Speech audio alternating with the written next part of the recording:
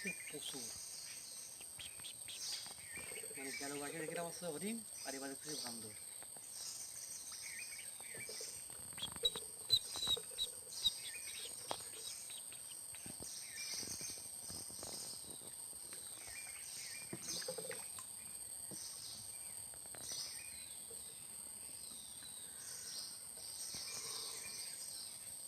কে বলি মাত্র আমরা এক ঝাঁক হরিণ দেখলাম, কিন্তু কষ্টের দুঃখের বিষয় ছবি তুলতে পারলাম না, এরকম দৌড় মারা মারলো।